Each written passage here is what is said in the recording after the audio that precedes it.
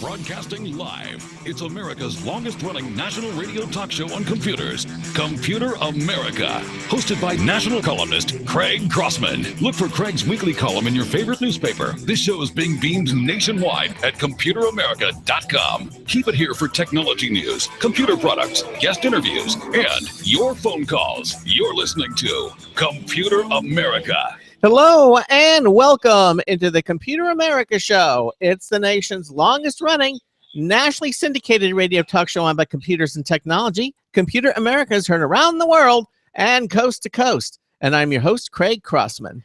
And I'm your co-host, Ben. And it is Monday. Welcome into... Yeah, what? No, I'm just saying Monday is Monday. Luckily I think today we have a pretty relaxed show, but a lot of stuff happened this weekend, and no, please, Craig, continue. I know you do a thing, so please. Yeah, I know, it's my thing. What can I tell you? But hey, it was an interesting weekend. Just got a lot of things done, and hopefully all of you had a restful weekend. And as we move into our new show, I have to announce that look, we're a live radio broadcast, and things happen from time to time. Epson, who was scheduled to be here today, will not be here in the first hour. Aww. But don't worry, they're going to be here with us in August. Okay. And so in lieu of having a representative from Epson join us on the show, instead we have an Epson Artisan 835 here, and we're just going to put our webcam on it and stare at it for an hour. So maybe we'll print off a couple of cat pictures or something. Yeah. I feel like a live demonstration of a printer is going to be much more informative than having maybe a representative tell us what's the latest with Epson. So tomato. Yes, exactly. No, but we are going to have them on the show. We've already had them scheduled to be on the 15th of August, which is a Monday, at the 3:00 hour. Unfortunately, the gentleman, the consumer marketing manager, Brian Balthazar, evidently is not feeling well today. And then this PR firm called in and said, we have to change it. He can't talk. And so I said, all right. So, it happens, and we're going to have him on the 15th of August. He's tentatively scheduled. You know what? Just keep looking at our calendar page at ComputerAmerica.com, because everything we do is right there on our website, and you can see who's coming up and what it's all about. If you go into the press releases, news, and info, the third selection says guest calendar, and you can look for the guest calendar for the theme list for 2016. And you can see who's going to be on the show, and just click the link that says guest calendar, and you can see who's going to be on the show for the entire week. And if you go into the month of July, we already have Epson tentatively booked there, so that's how you do it. Okay, so that's to keep track of what we're doing here on the show. Matter of fact, everything we do at Computer America, you can rest assured will be reflected on our website, ComputerAmerica.com. So we are going to be doing computer and technology news for both hours. And as I said, when we hit Monday, we haven't done it in a while. There are many interesting and exciting topics that we'll be talking about on today's show.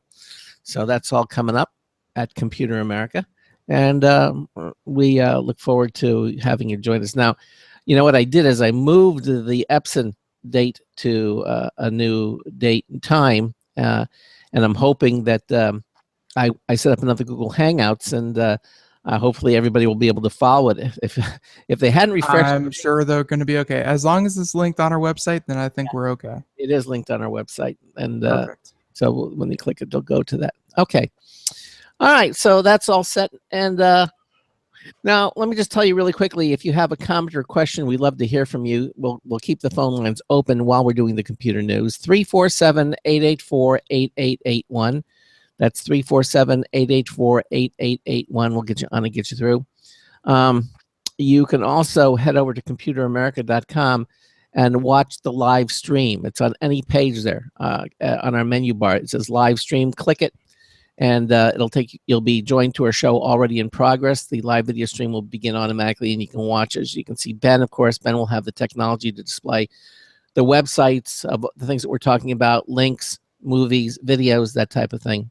And we'll be talking about a lot of that coming up in both hours on today's show. Or if under the live stream, you can also click submit a question. If you have a comment or question you don't want to go on the air, that's a great way for you to do it. It'll take you to a question submission page where you can type whatever you'd like, hit the submit button, and Ben and I will see what you've typed immediately. But I say the easiest way is just pick up the phone, give us a call, 347-884-8881. We would love to hear from you. And before we do our computer news, do you want to talk about the Comic-Con stuff, or you want to do the tech support stuff first? Which would you like? Let us start off with the listener submitted kind of deal, just so that they are important to us, and so we will do their stuff first, and then we'll go off and do Comic-Con. Okay. All right. Well, he sent me an email today at about 11 o'clock this morning. He said, "Hi, Craig." He says, and this is interesting because you can jump in whenever you like, because we've been telling people we're going to change our website, but this is not really about our website, as you'll see in a moment. He says, with the recent revision to your web page, I am no longer able to download and save audio from the show archives. He says, I formerly used Blog Talk Radio Network to access the show and right-clicked on the download button to get a, quote, save target as command. He said, that allowed me to save the audio file to my hard drive. He said, then I would transfer the files to my phone and listen in the car while driving. I love a loyal fan. I really do. In the current web page, Blog Talk Radio Network does not play the audio. Clicking the play button gets me a black window with a left and right arrows, no audio.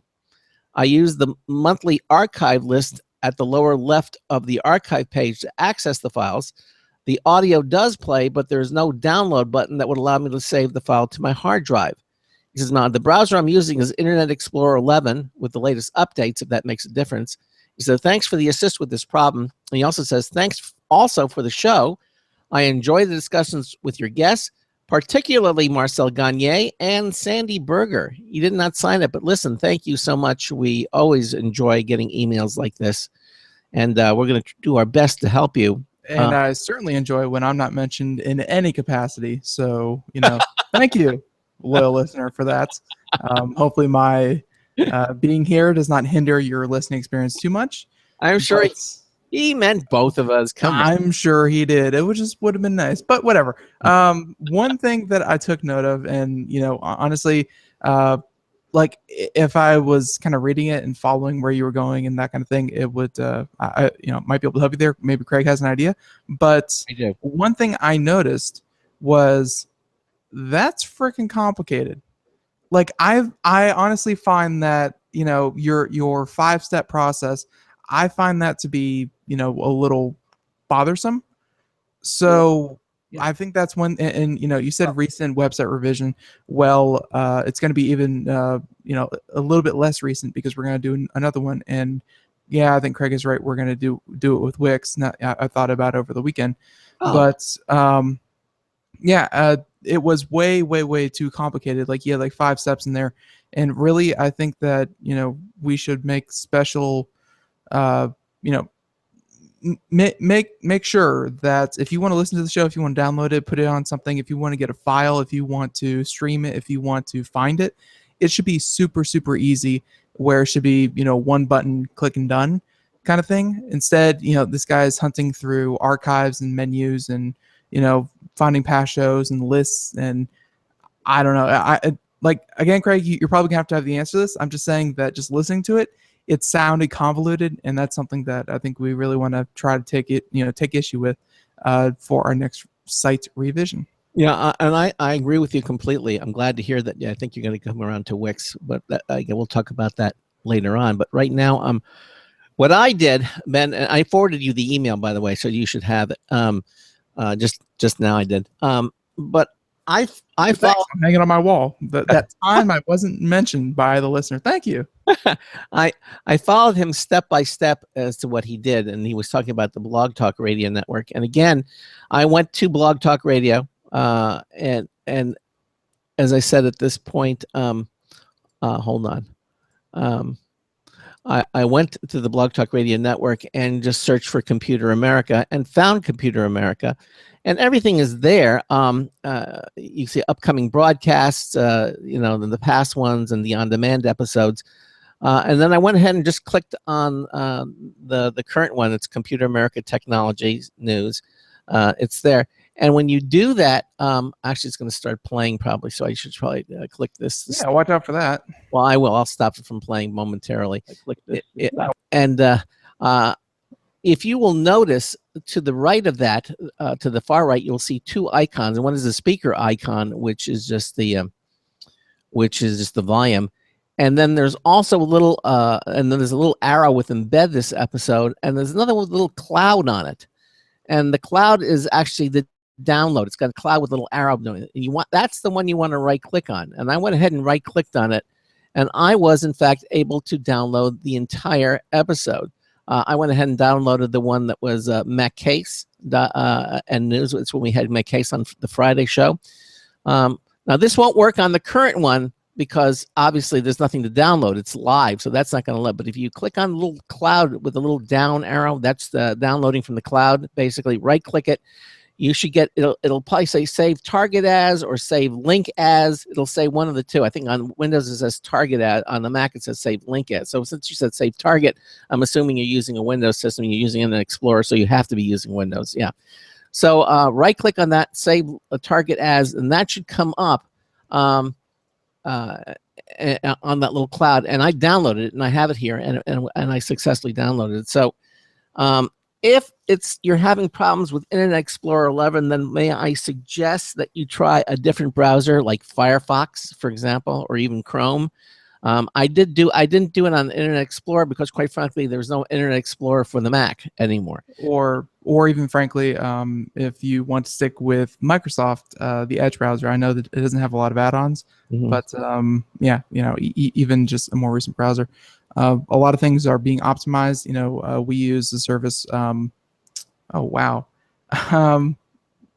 Craig, help me out here. Our website is optimized for. I mean, from WordPress?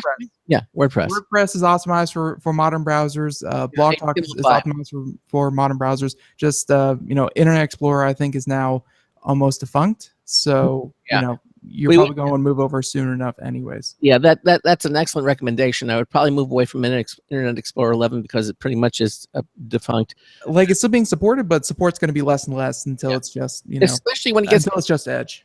Especially when it's HTML5 issues, and I think this may be an HTML5 issue because so many of the HTML5 and Adobe Flash are both being used at Blog Talk Radio. Matter of fact, I have a slightly older version, and I didn't upgrade it day before yesterday, and so it was prompting me to upload it. So I'm not sure of that. You do need the latest version of Flash on Blog Talk Radio network if that's where you're loading it from. So I would suggest that you switch over to Firefox for now, and also make sure you have the latest Adobe Flash reader. Again, it will probably prompt you to tell you that you need to update it. You get the latest version of that. Right click it as I described you with a little cloud with a down arrow, and you should be able to download the episode. Say save target as, and that should work. And I really believe that the problem is with the browser and the iteration of the browser you're using, because they keep updating things almost on a daily level, daily time thing, and you may be using something that's just becoming outdated. So that's my first recommendation. Now, if you can't do it with Firefox or you can't do it with Chrome, one of the other more modern browsers, then I would ask for you to send us another email, and we'll take a look at it at that point. But that's my suggestion anyway, and hopefully that helps. Okay, anything else you want to volunteer there? Personally, no. That's again, I am not a fan of your tactics. I think that we can make it a lot simpler for you. Sorry you had to go through so much hassle. Yeah. And it is especially kind of concerning that someone wants to listen to our show and they find it hard to do that. So again, that's something we're looking to address. I think Craig had a lot of good advice there to get you over that hump in the meantime. But yeah, no, that's all I got. Okay, good. All right, then hopefully that will do it for you. Again, and I'm just checking some of the other feeds, by the way, and they're all up and running. Yeah, we hear them. Yeah, Iron Radio Network, it's all working, and so I truly believe it's the browser and and just follow my recommendations. I think that'll be the best for you at this time. But again, let us know if you're still having problem with a different browser, then you have a different issue, and we'll address it at that time. And if you send another email, yeah, I want a shout out. I want something. I want a PS. Ben is annoying. PS. Ben, yes, exactly. I acknowledge Ben's existence. Just something. Ben would love to hear from Can you. you tell him hurt just a little bit? Yeah, just a little. Right. Oh, okay. Okay. So moving right along, you want to start the news segment and then go into Comic-Con, or you just want to talk about the Comic-Con stuff and let's dive into the Comic-Con, because we really don't have too many news stories concerning Comic-Con itself. So okay. I kind of forced Craig to sit down and watch before the show 3 of the trailers I liked, but there are of course about a dozen. So yeah, the 3 that I watched was the Wonder Woman video, the trailer. They're all 3 trailers. Yeah, the Doctor Strange official trailer 2, and Justice League, the special Comic-Con footage. I got to watch all 3, and I got to tell you, they were. I'm going to watch them again because I watched them in a small window. I couldn't go to a large window, so after the show, I'm going to watch them in the large window again. But they were quite enjoyable and definitely something looking forward to. Each one of them, of course, DC Comics. So I think Marvel has kind of had the edge with the whole, not Justice League, the Avengers. Yeah. They've had the edge for quite a while, but if these videos are anything to show, Doctor Strange, I think, is one of the most interesting ones, because again, it's going to be kind of that trippy kind of thing, but it has a very well established character. But Justice League looks to be a very, very strong contender with with the Avengers. I think all the characters are going to come together really nicely. Yeah, I was watching. I got to see more. We got to see more of Aquaman this time. And Jason Momoa or so. Yeah, he's terrific. We got a brief glimpse of him in Batman versus Superman, the movie. We just got a momentary glimpse of him, but there was really not much to see. But we get to see a lot more here, and it's there's a lot of not the Aquaman that you knew from the cartoons with the blonde hair from the Atlantean, stuff like that. No, he looks like a word I can't say on the air. But really cool, very realistic. Of course, Wonder Woman looks terrific, and the way she, and again, we're seeing a lot of the interaction, almost a little bit of tongue in cheek, especially when you meet the Flash for the first time. Well, the Flash was always that comic relief, at least in the definitely in the comic books and in the cartoons. The Flash always had that, I guess, quick wit to match that quick speed. Yeah, and it's certainly there, especially when Batman throws a batarang at him. Exactly. and then he's going through this really serious, speech. I need to, you need to join this group, and before he starts going, he goes, he says what he's actually asking. The Flash is like, I'll do it, and he goes, what? He says, I need friends. Pretty much. No. The Flash looks good, but so we saw the Flash, we saw Wonder Woman, we saw Batman. No sign of Superman in the first one, but he's going to be there. Yeah, he. Of course, Batman. But yeah, no, the Justice League is shaping up quite nicely. Yeah, it looks like it's doing it. And again, if you want to see the trailers, I guess you can head over to the Comic-Con website. I assume that's where you got them from. And no, YouTube. Just kind of searched Comic-Con trailers, and it'll be one of them to pop up.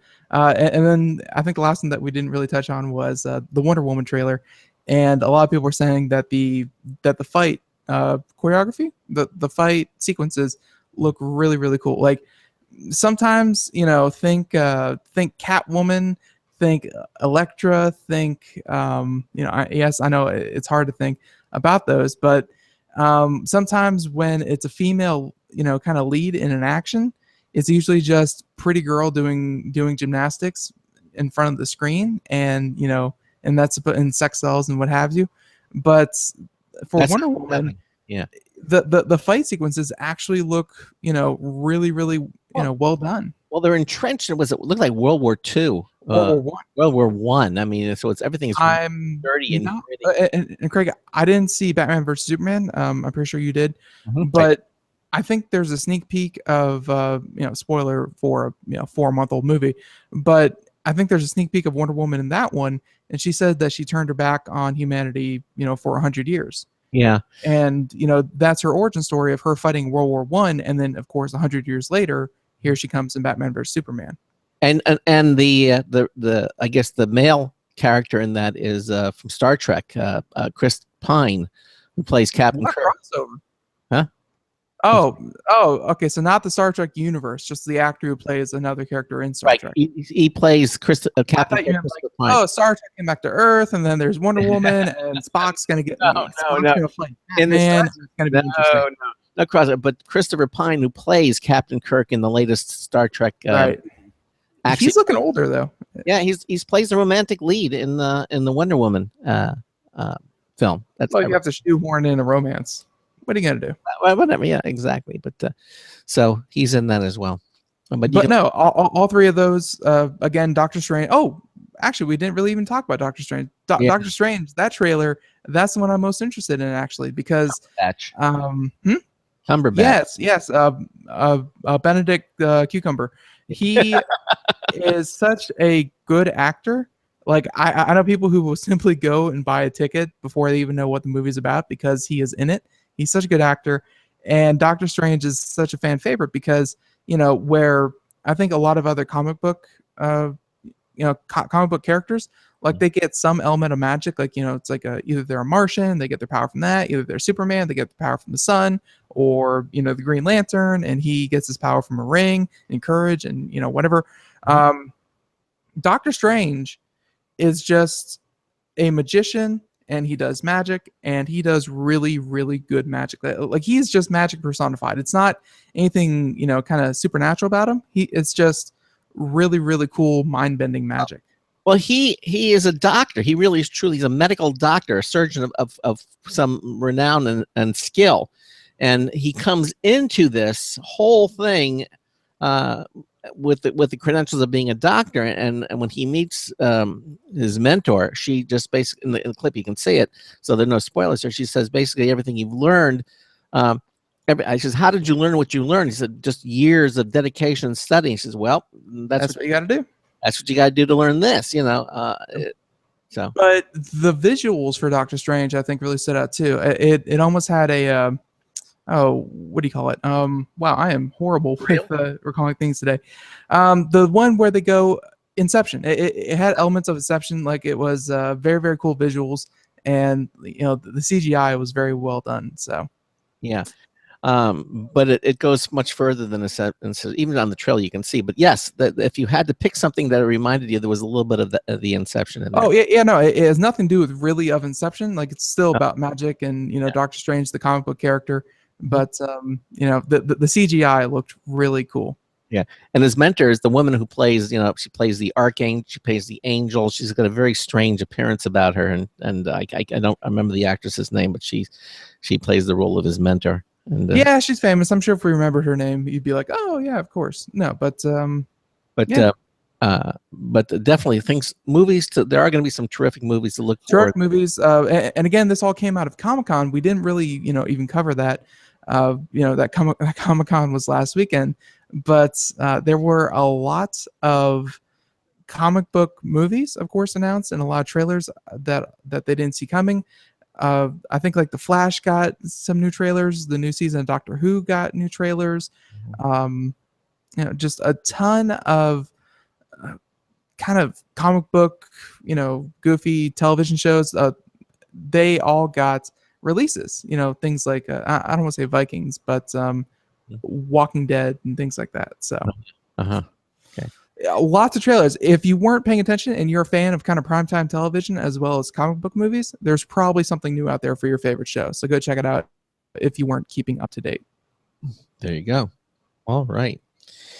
Okay. Well, I think that said, I think it is time to do our computer and technology news. And so we'll get that started right now.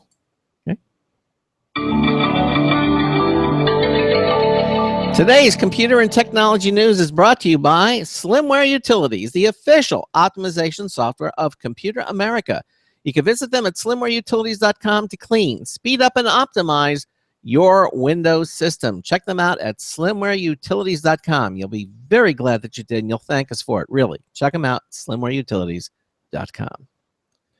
All right. So thank you for joining us. I know that was a pretty long intro, but it's definitely cool stuff. So for our first story, we're gonna leave with Pokemon Go.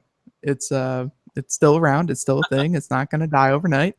But this one is something that I didn't really expect, and it's one thing for me to be, that's interesting, but it's another thing for Nintendo investors to not suspect. And in a tell-all, come clean letter to investors, I think last Friday, from Nintendo and the Pokemon Company to their investors, because if you recall, Craig, ever since Pokemon Go released, Nintendo added something like $12.5 billion to their stock market value. It was huge. Mm-hmm. Well, this coming from Gadget, turns out Pokemon Go and the people behind it had to drop a truth bomb on their investors that caused Nintendo to lose billions of dollars. Wow. And this is on Friday, they sent a letter to their investors that after they read it, they said that Nintendo lost $6.7 billion in value. Wow. So the truth bomb, or that they keep calling it the truth bomb, or the letter that they sent to investors, turns out Pokemon Go and Niantic, they are the two companies behind it. Pokemon Go, the Pokemon Company, of course, owned by Nintendo. So there's your direct funnel there. Mm-hmm. People always assumed it was a 50-50 split, that it was Niantic 50 and Pokemon Go 50, or even in some case a little bit more, considering that Pokemon is such a huge IP that they negotiate something even better. Mm-hmm. Well, turns out Nintendo and the Pokemon Company and Nintendo by extension, they only own 32% stake in the app. Wow. Right. So, I actually misread the article. My bad. Nintendo has a 32% stake in the Pokemon Company, the business that markets and licenses the Pokemon franchise to outside developers. The Pokemon Company will receive licensing fees and compensation for collaborating with developer Niantic and Pokemon Go, and Nintendo will see just a sliver of that revenue. So, turns out that the Pokemon Company owns 32% of the rights to the game, whereas Nintendo owns most, and it's like kind of like a sub company of Nintendo, where the Pokemon Company, but it seems like most of the money is going to be held in the Pokemon Company. But investors aren't investing directly into the Pokemon Company; they are investing into Nintendo. So all in all, that means that Nintendo itself is only going to see a very small portion of these millions and millions of dollars that Pokemon Go is actually making. Most of it is going to go to Niantic, and a large chunk of it is going to go to the Pokemon Company. But because of how the corporations are set up, Nintendo itself won't actually see that much of the money coming in from this thing. Ooh. It's not that big of a cash cow. Or I'm sorry, it is that big of a cash cow. It's just Nintendo, because of, I don't know if this was poor management of the digital rights, or if this is just how they prefer it to be, but Nintendo, the company, will not see most of the revenue. So on Monday, the first trading day after the letter went public, Nintendo stock fell about 18%, which is the steepest hit the company's shares since 1990. So the biggest hit in 26 years was after they found out that they don't own that much. So, of course, Pokemon. People associate Pokemon and Nintendo, very, very closely for an obvious reason, where the company has published the game since their inception in the 1990s and owns a third of the Pokemon Company itself. So, however, Nintendo simply didn't have a hand in developing or publishing Pokemon Go, as we noted in the previous reports on the company's stock boost. Wow. So, there it is. Yeah. So who gets all the money? Niantic? Niantic, yeah. Niantic and the Pokemon Company. Oh, cool. All right, listen, we got a break. We have a brand new news test bulletin review from Marty Winston, a brand spanking new one, and we'll continue on both hours computer and technology news. Stay tuned. You're listening to the Computer America Show. We will be right back. Sometimes disaster strikes. Data can be lost due to many different reasons: accidental reformatting, power spikes, virus attacks. Zero Assumption Recovery provides a suite of highly effective and thorough data recovery software for Windows operating systems.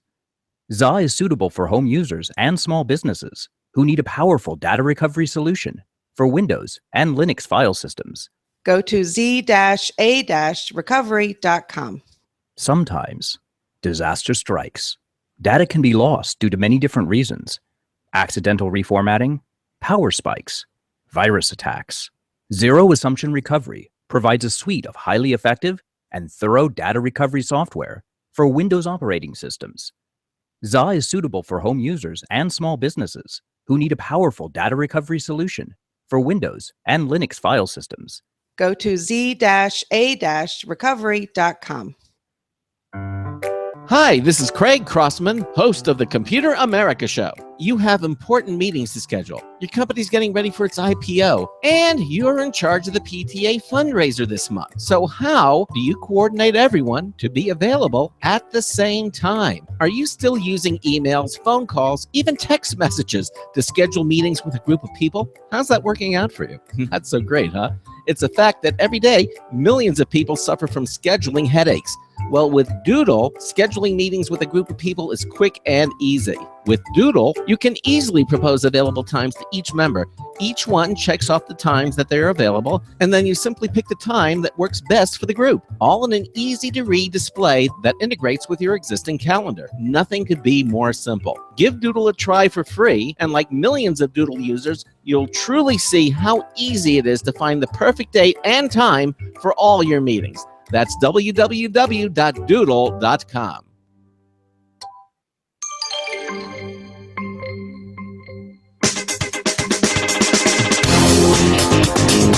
It's so humid, even the dry ice isn't. Marty Winston with a News Tips Bulletin Review for Computer America. This time we got in the LeQA microwave bacon cooker to see if it could live up to its promise of being a cleaner way to nuke bacon.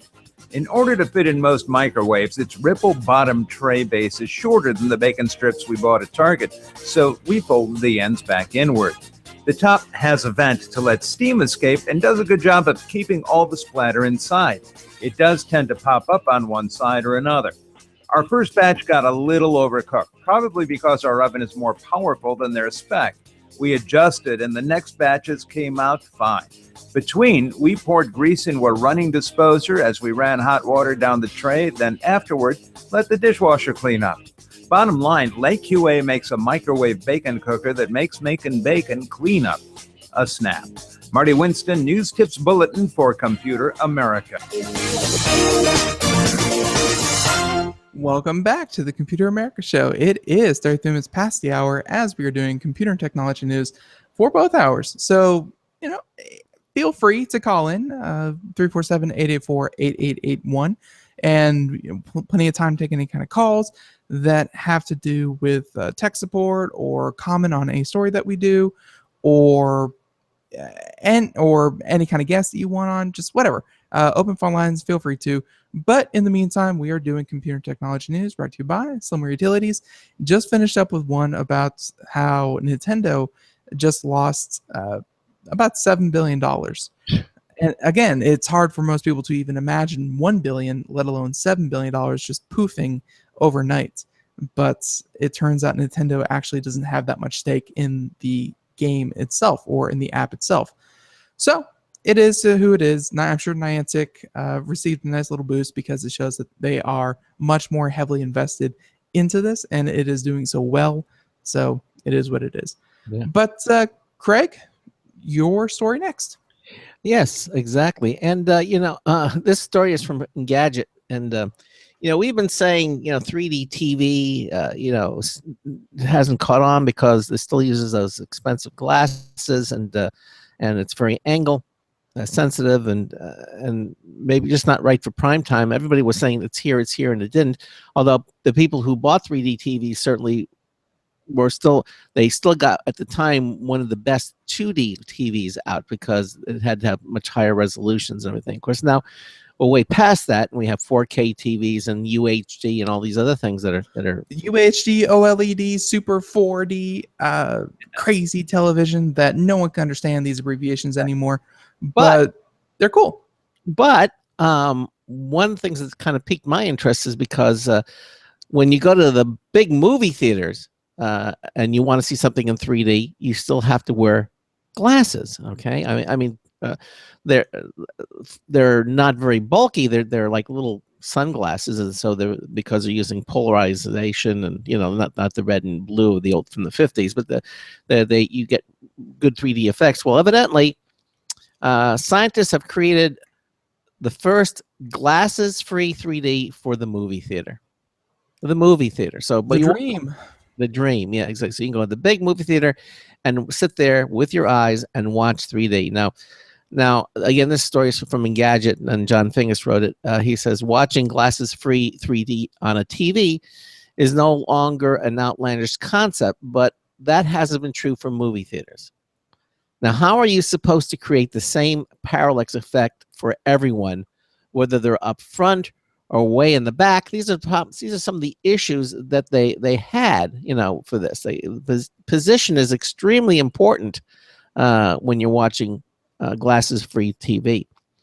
And so evidently researchers at MIT, of course, and Israel's Weizmann Institute for Science finally have a practical answer. Their Cinema 3D technology creates multiple parallax barriers in a single display, using lenses and mirrors to deliver a range of angles across the whole theater. And unlike previous attempts at large-scale glasses-free 3D, you don't have to take a hit to resolution. Okay. Now, it says you won't get to forego the unwieldy eyewear for a while. The prototype is still only slightly larger than a pad of paper and uses 50 lens mirror combos to achieve its 3D effect. You'd need a far bigger and more intricate system to make it work at the local movie house, which might make it prohibitively expensive. That's the other thing. In other words, the house is going to have to either retrofit or build this from scratch. It's not going to work with existing screens. Oh no, something like this would be built alongside or even replace things like IMAX. They would require such sophisticated, kind of installations. Right. However, it is imaginable that a future optimized version might find its way into movie theaters and spare you from one of the biggest hassles in modern movie going, because I find the biggest hassle with 3D movies is that $8 surcharge they also add on because you're watching in 3D. That's the biggest hassle for me. It's like, oh well, movie tickets have been going up. I'm already paying $10-12 a movie, so now I'm paying $20-25. Interesting. Yeah, per person. Yeah, per person, and things like senior discounts and all that stuff. They don't apply when you go to want to see a 3D Max. Everybody pays. I know my student discount gets thrown right out the window. Yeah, there's no discounting. They really stick it to you for it, and I would imagine that's probably going to be the same thing when you get these, because they're gonna have to pay for these theaters somehow, and so. Or they won't. And I know personally, I'm probably thinking the last time I went to movie theaters, like in the last 5 years, I've always watched the standard experience. I didn't go into IMAX or the 4D seats or 3D movies or anything like that. I've seen pretty much everything in the traditional 2D kind of deal. Yeah. No, but a 3D experience that does not require glasses, that is a technology a lot of people are working on. I saw a couple of examples of it out at CES this year. No one had it quite right. Like even when I stood there and I saw some of the examples that they were showing off, like it looked different than regular 2D screens, but you could tell it just wasn't right. So I think it's not just, oh, we have it cracked. It's also, we have it cracked and it looks good, because I think and it looks good is super hard to do. Yeah, it is. But It will be here, but it's going to be quite a while before I think we actually see something like this, because these things are going to have to be built, not from scratch, but they're going to have to, a lot of them are going to have to be revamped. Maybe they'll take the IMAX theaters that they've invested in and convert those to the 3D screens. I don't know about all that. Like, why would you take your Porsche sitting in your driveway when you have 15 beaten down Camrys sitting there? You're like, well, we could have refurbished the Porsche, or we could take one of our Camrys. Just take one of the old movie theaters that's just a projector and retrofit that. Why would you tear down an IMAX? Just first of all, I don't think movie theaters even use projectors anymore. I think they're all digital projectors. Sure, they do. Yeah, but there's no big cases of film now. Still projectors. Yeah, they are projectors. Okay. Actually, if you're building home theater, I personally recommend short throw projectors. They're some of the best out there. Yes, there are. Yes, whatever. Okay. Well, our friends over at Intel, they do a lot of cool things. The last time they were on the show, they were talking about their new i7 processors, i5s, i7s, what have you. Their latest generation of processors, very, very cool. But what happens when they have no more room to shrink? And, transistors, what have you.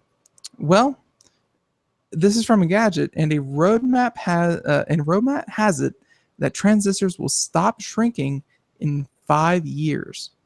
Ooh. Dun, dun, dun. 5 years. So in 2021, there will be no more room to shrink these things. We've already reached, I think we're down to 7 nanometer, and I think 5 is planned. But I don't think anything is really planned beyond 5. So anyway, let's get into the article. So, of course, Moore's law, and again, that's the law that says that everything gets twice as powerful over 18 months. Things become twice as efficient, twice as fast, twice as powerful, blah, blah, blah. Moore's law has held true for quite a number of decades, even longer than I think a lot of people expected it to. And there was still room to grow. But they said that they have one constant in the semiconductor world. Chip makers would always find a way to shrink transistors and create more powerful chips. Would make more powerful chips without increasing the size or power consumption. But, however, even that one hint of predictability might soon disappear. So, and the Semiconductor Industry Association, which includes IBM and Intel, two of the biggest companies working on semiconductor processor kind of technology, they've published a roadmap which expects transistors to stop shrinking after 2021. 5 years. Mark the date. I think the Mayans said 2012. 2021. They had the 2 and the 1 mixed up. What's going to happen? I don't blame them. What's going to happen? Yeah, well, that's the fun part. So companies might not recoup the cost. They're saying that it might not be financially practical to keep reducing transistor sizes. Instead, they may focus on 3D chips and other technologies that would they'll make better use of available space. So, like we said before, Intel is already working on their 5 nanometer technology that's going to be out by 2021. But once you get below 5 nanometer, then you're talking about the width of atoms. It's right. You really don't have any more room to really shrink. So they're saying that the evidence to support the prediction, the number of companies that can afford to compete in chip manufacturing is getting very, very small. And I would mostly agree. All those mom and pop processing companies really, haven't been able to keep up. The one down the road, they had to close their doors. They were making 4 a year, and it just wasn't working. But so Intel, Global Foundries, Samsung, and TSMC are the only big players left. And there's no guarantee that all of them will stick around. Intel's slower development pace is largely a reflection of how difficult it is to shrink transistors without introducing problems like excessive power leaks. But, of course, like we said, Moore's Law, that doesn't mean it will be dead in 5 years. They mentioned something called the 3D trick, which may continue to double the complexity of chips for a while. And it's important to stress that this is a roadmap, not a guarantee. Mhm. So how many times, of course, have people predicted it and things haven't really changed? So the thing with 3D chips is that currently we have that one layer of transistors on a chip, on a processor Huh. that handles all these. They're 7 nanometers, 11 nanometers, whatever nanometers Mhm. big, and you cram as many transistors as possible, and you get to do all these complex solutions. A 3D chip would be essentially taking the same technology on the same architecture, 5, 7, what have you, and just stacking another one right on top of it, and squeezing them really, really, really close together so they're about the same size as one chip, but depending on the way you stack them and kind of combine them, you can actually get more efficiency out of more transistors.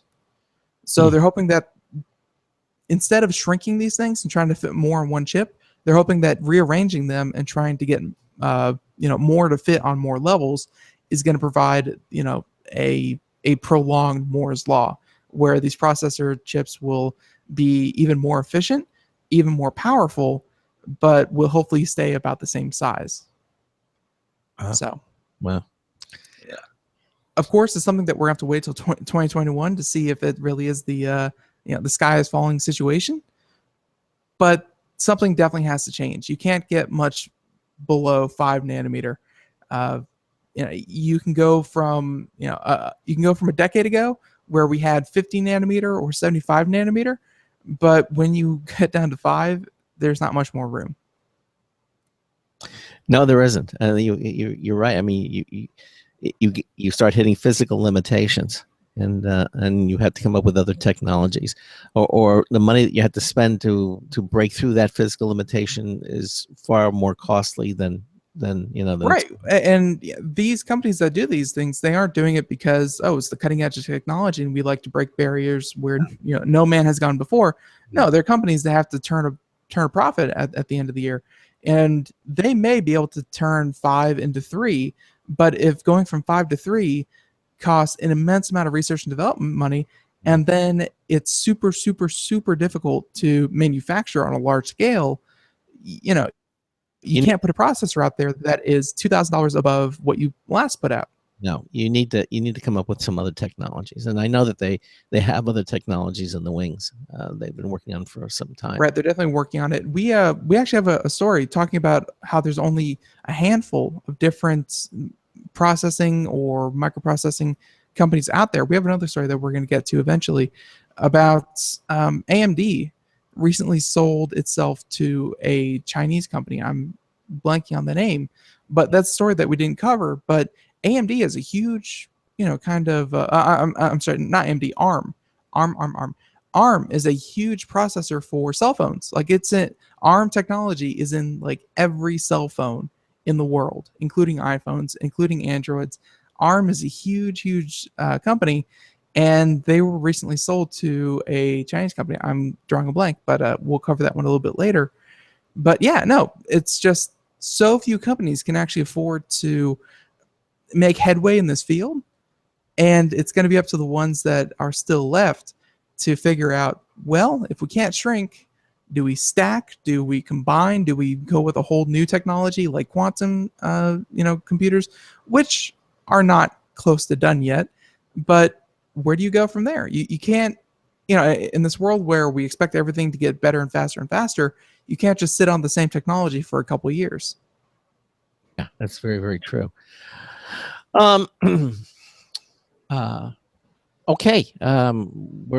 Let's see. Well, we've got I've got time to do another story. I want to kind of move into this next one, and this one is from CNET. Microsoft, with all these different Xbox Ones and talking about new ones around the corner, and what are you going to do? What are you going to do? What are you going to do? Well, evidently, according to this, the upcoming Slim Edition, everyone's kind of waiting for it, but this might be the good time financially to buy an Xbox One, because Microsoft is dropping the price to $250. That's pretty good. So if you're wilting in the summer heat, again, going to see that Microsoft thinks it may just have the answer for you. You can go inside and play on a new Xbox One console for just $250. I was about to say, who goes outside anymore? But then I remembered, Yeah. oh, that's right. We've been reporting on Pokemon Go for the past month, and people are outside like crazy. But evidently, this is and not a very good thing to do, because given that with the heat dome that's supposedly over most of the United States, not a good thing to be doing. I didn't even hear about that. Yeah. Who put a dome over us? I didn't sign off on that. This is the third price cut for the Xbox One in the past couple of months. The news comes just ahead of Microsoft's planned Xbox One S, which is scheduled to launch on the 2nd of August, and which is about 40% smaller than the original console, has redesigned hardware, and will cost $299 in the US. Now, the $250 sale is good for any Xbox One 500 gigabyte console, including everything from the Gears of War Ultimate Edition bundle to the Name Your Game bundle. And this was, again, according to Microsoft, said yesterday. I didn't know Microsoft spoke on Sundays, but evidently they do. It didn't give an end date for the offer, only that it's good while supplies last. And remember, Microsoft's last drop on the Xbox One was to $279, and that happened in June. So now it's down to $250. This might be a good time for you to check it out. I'm not a fan of what Microsoft is doing here. They say they have a new console coming on the horizon, so obviously they want to move some of their old product. They don't want to have a mass of Xbox One S consoles sitting on the shelf, and right next to it there's going to be a mass of Xbox One original that's going to be $20 cheaper. They definitely don't want that. But at the same time, I think Microsoft handled this really poorly, because all of this news came out early out at E3, where they discussed their Project Morpheus, or no, not Project Morpheus, Project Scorpion. There we go. Scorpio, yes, Scorpio, where Project Scorpio was going to be released next year. It's going to be not the next gen after the Xbox One, but kind of an Xbox One improved, where it's going to be able to handle virtual reality and what have you. So essentially they're saying, we're trying to move our old consoles. We have a newer one coming out, but next year we're going to have one that's going to have capabilities that the previous two aren't even going to be able to do. So essentially you are trying to be enticed to buy into an old or soon to be outdated, already planned to be outdated console. No expectation. If you buy an Xbox One, it's going to last you 3 years. No expectation of it lasting 5, and definitely not 10 like the Xbox 360 did.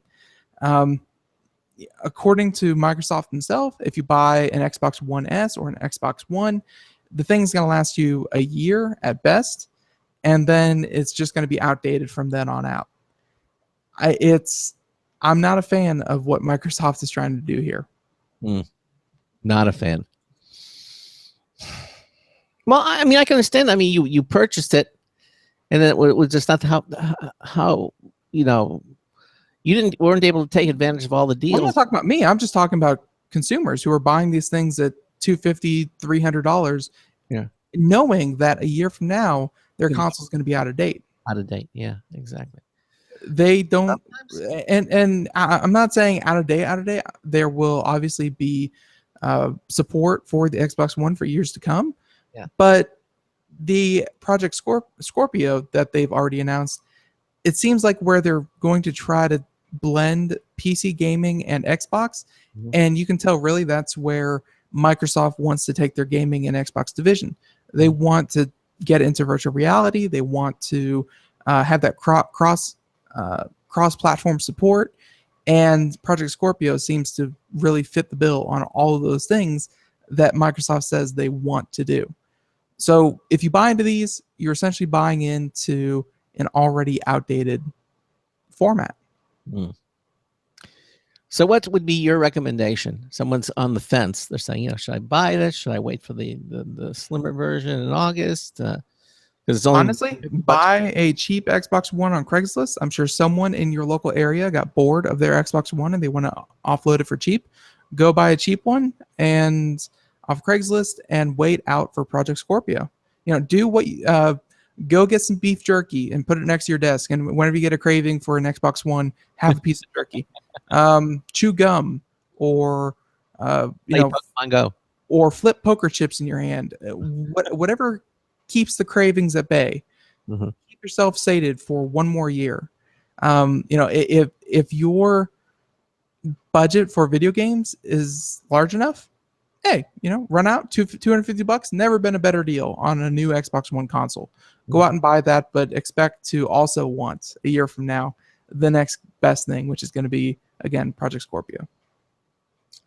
Which is going to be faster, leaner, and meaner. Faster, leaner, meaner. It's going to be it's going to have a lot more cross-platform support. It's going to be virtual reality ready. It's going to be everything you want in a console that's we were kind of promised, but the Xbox One is going to be lacking. So, like everything that's going to be on Xbox One and Xbox One S is going to be on Project Scorpio, but not everything that's going to be on Project Scorpio is going to be on Xbox One S or Xbox One. It's not going to be that backwards compatible, but it's definitely going to be forwards compatible. So, hey, it is what it is. It is. Yeah, we have time to just start another story here. Because there's one that I want to do in the next hour, which is a fairly long one, but I think we should talk about it. But and that's the one on the Windows 10 anniversary update. I want to go into more details on that, but we can pick a short one right now if you want. What details are there? It's just 4 days. You won't be able to download Microsoft, whatever. Okay, fine. Yay, we'll get into that. It's gonna be fun. All right. Okay. Folks, if you are into politics in any kind of capacity, then hopefully we haven't turned you off here on Computer America, but let's try our best to do so anyways. This is from TechDirt. And Craig, I know I sent you a bunch of trailers to watch. That's all good and fun. But WikiLeaks had a couple of big announcements this weekend as well. They weren't as entertaining as Gal Gadot as Wonder Woman, but they were interesting in other sorts because the RNC, I believe, and the DNC were both hacked and released emails that were confidential, held on private servers. And WikiLeaks released a bunch of emails. Well, that's what happened with the head of the DNC was asked to step down because her emails were hacked. They got into that. For a variety of reasons, she was asked to step down. But again, that particular one's getting a little bit too much into politics. But the story here that I really liked is the fact that if you say something and then it happens to you, who's really to blame? So this is an article from TechDirt. Not sure we're gonna have time to get through the whole thing in this hour, but the Democratic National Committee communications guy mocked stories saying that the DNC is bad at cybersecurity, which was then revealed because the DNC is bad at cybersecurity. So he sent a confidential email from one communication guy to another, essentially saying, look at this guy, how dare he say that our cybersecurity is weak? And then we, of course, the public, get to hear about it because the systems were hacked because their cybersecurity was weak.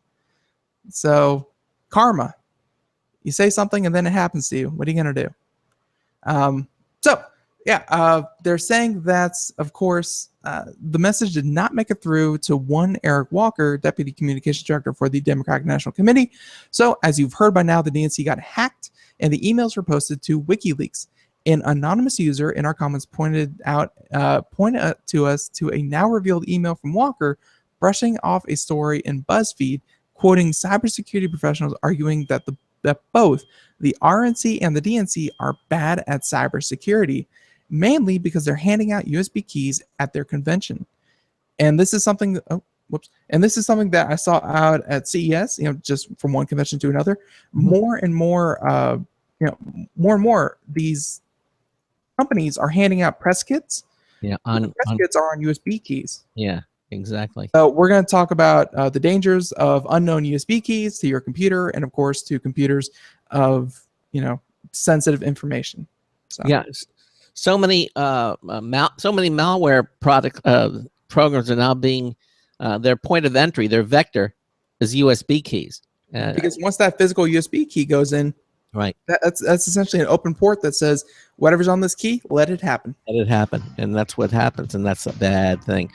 Okay, we're just going to break momentarily, and then we'll continue on. Ben and I are doing computer and technology news brought to you by Slimmer Utilities for both hours of the show today. Epson stepped down. They couldn't make it today, but they will be back in the middle of August. But that's okay. We have lots of computer news to do. You're listening to the Computer America Show. Ben and I are going to be back momentarily with a brand new News Tips Bulletin review as well. Stay with us. Broadcasting live. It's the only national radio talk show on computers to air every weeknight. Computer America. Hosted by national columnist Craig Crossman. The first hour's behind us, but there's still more of tech news, tech talk, and your phone calls. We're being beamed nationwide at ComputerAmerica.com. You got computer problems? Bring them on. You're listening to Computer America. Computers run the world, and we run computers. Call us or send us an email to live@computeramerica.com. Hello and welcome into hour 2 of the nation's longest running nationally syndicated radio talk show about computers and technology. This is the Computer America Show, and I'm your host, Craig Crossman. And I'm your co-host, Ben. And we continue doing our computer news. As I mentioned the first hour, Epson, basically the gentleman who was going to be on the show with us evidently fell prey. He was sick and can't be here with us today, but it's Brian Balthazar. He is the consumer product manager for Epson. He will be back with us on the 15th of August. That's the scheduled date. So in that case, Ben and I are both doing 2 hours of computer technology news, which is fine because we have so many stories to do. And a Monday actually is a really good day to do this. So we continue. So on. Epson representative, we wish you were on the show. We would have had a lot of fun, but thank goodness it was a Monday that you got sick on. That's what Craig is saying. No, what we're saying is that we're going to have him back on another Monday in August, the 15th of August. He'll be back to talk because, I mean, those printers are really incredible. I mean, for those of you getting sick and tired of getting rid of your ink cartridges, after just a small amount of printing, these EcoTank line of consumer printers that they're putting out now will allow you to print thousands and thousands of documents without having to change the ink. I think Ralph Bond said he had one, and he really liked it. Yeah, and we're going to have them on talking about them because they are the latest thing coming out from Epson. They're multifunctional. The printer, the fax, the scanner, the copier. I mean, they have all that built in it, but now they have this large. It's a cell phone, comes with a solder strap. You just kind of plug into a car battery and you carry it around with you. It's wonderful. And you have these large ink tanks that you can fill Wi-Fi with ink bottles and everything. By the way, that was one of the funny things in the Comic-Con trailers. What he said that we're not savages. We still use Wi-Fi. Yeah. Hands him a little piece of paper. It's like, What is this, my mantra? It's like, no, it's a Wi-Fi password. We're not savages. Right. So, good stuff. But getting back to the story, if you're joining us from the first hour, I was just getting into a story. Sorry about the phone. Just getting into a story about the DNC week on cybersecurity. Not the best thing because, again, they were using USB keys. USB keys, if you are not familiar, there are products designed specifically for USB keys that you install these executables on it, and without any kind of interaction, as soon as you install the malware on the USB key, without any kind of interaction from the person who puts in the USB key or what have you, you plug it in and it runs everything right off the bat, and you can essentially brick a computer from a single USB key or a single USB drive. Like, it's seriously no joke, the things that you could do with this, let alone all the surreptitious infections that you can get from this. So the article from BuzzFeed had this to say, saying that reporters who registered for the Republican and Democratic National Conventions were given tote bags by convention organizers filled with instructions and logistical information. Buried inside the totes were thumb drives, also known as USB flash drives or dump drives or what have you, with information on the upcoming events. So, quote, "Who does that anymore is just asking to get infected with any variety of malware." This was a CEO of Vera, a cybersecurity firm, Those thumb drives are the #1 way to infect a computer. It is borderline stupidity to give them out to people or for people to even think of using them. So, thumb drives are known within the cybersecurity world for their fundamental security weakness because when someone plugs a USB drive into their computer, they're opening up their system to anything on that drive. From the best hotels to stay in during the Republican National Convention to a virus that silently uploads itself onto the hard drive, neither the Republican or Democratic National Committees replied to BuzzFeed to inquiry about thumb drives. So, this was a reasonable assessment. But then there was this email, which again, it was Walker's email that was handled internally by the DNC saying that, quote, the thesis, we hand out thumb drives at events which could infect the reporters' attendees' computers. So that means we're bad at cybersecurity. Okay. End quote. I think kind of cavalier. And then that quote, of course, only available to us because somewhere their cybersecurity was so bad that their emails were leaked. Yeah. So, yeah. Yeah. It's don't paint yourself as a target because someone will come get you. And it was that little bit of irony that I think led us to that, but it also opens us up to a much bigger conversation about all these private email servers that are more and more being used for not business but for politics and things like that.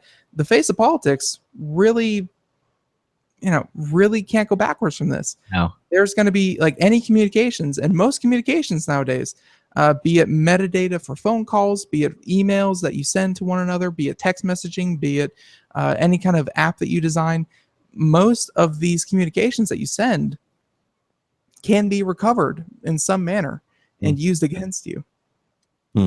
Politics will never be the same thanks to technology. No, well, we've seen it happen. I mean, look what happened with Hillary. I thought you were about to say Watergate. No, the private email servers and everything. It's just we live in a different day and age. And you have to be cognizant of all these things. Or if you can't be because you were so busy doing what your political career is asking you to do, then have somebody alongside of you that can explain it to you or can monitor. Like someone like a Charles Tendell on your team. Just basically watching everything. Well, even if they watch what you do, even Charles Tendell knows that he works for a lot of these companies. You can be as proactive. You can install all the greatest stuff. You can have all the latest hardware and software available to you. All it takes is, just like they were talking about with the USB keys, all it takes is one infected USB key to infect an entire network. All it takes is one person to click on an email attachment. It doesn't take much to get to compromise security anymore. Yeah. I still think having someone like him though watching closely, monitoring and doing whatever would still be better than that. But to me, that's more Hollywood kind of thing. Like, we know Charles Tendell. He has his own radio show now. He also runs his own threat assessment business for companies, to do exactly this. He does penetration testing for large corporations. He also has a family and 2 kids. You can't have enough people constantly and being that vigilante, monitoring all incoming and outgoing traffic and packets and communications from an entire network. It's not Batman versus Superman. You can't have an Alfred sitting there saying, oh, Mr. Wayne, we had an intrusion from so and so. That's just not possible. Okay, so so basically, with any recommendations at this point? No, they're just pointing it out and then saying the recommendations is don't get your emails leaked, and let alone don't leak all of them to WikiLeaks. That's don't get hacked is the best hacking advice that we can give the DNC. All right. Okay, we mentioned, I teased this story before the hour started from Engadget. This is about regarding the Windows 10 anniversary update is going to be arriving shortly, and their recommendation and our recommendation is just do it. There's no reason why you shouldn't. They're saying, though, don't expect any drastic changes here. This is from Devendra Hardwar from Engadget. And he says it's nice for one to be able to recommend a new version of Windows without any hesitation. Okay. And because with all the other there were always problems in this, and be careful of that. But basically, that's how he summarized his review of Windows 10 last year. So basically, it lived up to his expectations, and other well, he says for the most part, yeah, he said it lived up to his expectations. I think this is the one kind of area that's made everyone very, very wary of the operating system. Was technology-wise, it's great. Usability-wise, if you go from Windows 7 to Windows 10, you're not going to miss a beat. Learning curve is very, very gentle on you. It's a great operating system moving from one to the other. Very well polished, very well this, very well that. It has a lot of cool features like Cortana. It has a lot of stuff. But this one blip that says, where he says the new version of Windows 10 without hesitation, and how he had to how he had to qualify himself by saying, for the most part, was those darn, the upgrade policy and the privacy policy. Yeah. But it's not it's not 100% perfect. Let's put it that way. But if you get something like the privacy feature with slimmer utilities, you can get a utility like that that actually configures everything the way it should be, because it's not all in one place. Makes a lot of sense. Although I think with this next version coming up, I think they've done a lot of consolidation, because let's face it, that Microsoft is listening. They've heard all the complaints, what things that need to be done, to be polished, and I wouldn't be surprised that in the upcoming anniversary update that's going to be, a lot of that stuff's going to be fixed. They may put all the privacy areas in one location. Allow you. But it's never going to be fixed. It never will. It never will. Never say never. Because they are on 350 million devices. Craig, you have to admit that they aren't collecting all this data just for making Windows 10 better. They're collecting the data so that then they can analyze and sell the data and better market certain products to customers. Like, that's the reason why Windows 10 has built-in ads. Admittedly, they aren't that intrusive. Like, I use my Windows 10 machine every day. I really don't remember a single ad on my Windows 10 machine, but ads are built in, and they're built in a couple ways. For them to put everything very succinctly in one place and by default turn all the privacy settings to what at least we here at Computer America say they should be, that would be shooting themselves in the foot, because they are making tons and tons of money off of all this data that they're collecting. Why would they stop that? Well, like, it's going against their best interest to help people set the settings to more privacy. Well, especially since they're giving Windows 10 away, although that's going to be ending on the 28th of this month. It will be ending. Now, Microsoft says the software is now running on over as you mentioned, 350 million devices worldwide, and it's seeing the highest customer satisfaction ratings ever for a Windows release, which is saying something, because there have been a heck of a lot of Windows releases and a heck of a lot of customer dissatisfaction when it came to those releases. So expectations are running pretty high for the Windows 10 anniversary update, which arrives on the 2nd of August. But while it definitely delivers some useful upgrades to key features like Cortana and Windows Ink, he says don't expect any massive changes to Windows 10 as a whole. And he goes on to break down some of the features, starting off with Cortana. Because let's face it, Cortana is probably one of the flashiest things with Windows 10. He says, expect to see Microsoft's virtual assistant just about everywhere in the anniversary update. Cortana is accessible through the lock screen, allowing you to ask simple questions or do things like play music without even having to log in. She'll also control some apps like iHeartRadio and Pandora with voice commands. Unfortunately, there's no Spotify support yet, but I'm sure that'll come eventually. Perhaps most intriguingly, Cortana will also work across different platforms with the ability to talk to Windows Phone and Android devices. You'll be able to see notifications from your phone right on the Windows desktop, as well as alerts like when your phone is running low on battery. When there's a Cortana app on iOS, this extensive integration won't be available to iPhone users just yet. Microsoft says one reason for that is that it's simply harder to implement it on Apple's platform. That's no surprise. Cortana is also getting the smarts to act like a real assistant. Just like before, you can send her reminders and have her recall them at any point. I used that feature with Siri the other day, by the way. I was coming back. I had put something in the freezer, and I needed to take it out, and I realized I'd already left. So I simply called up Siri, by saying, hey, and then her name. And then I said, set a reminder so when I get home, I take the item out of the freezer.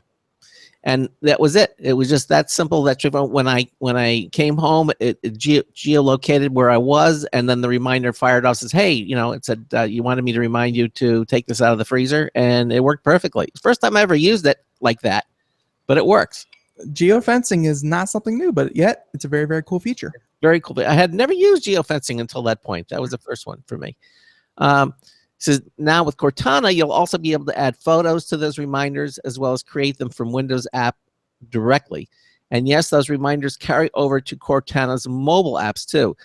They're particularly useful for things like frequent flyer numbers or complex parking spot locations, where asking your phone to look it up is easier than searching through your notes manually.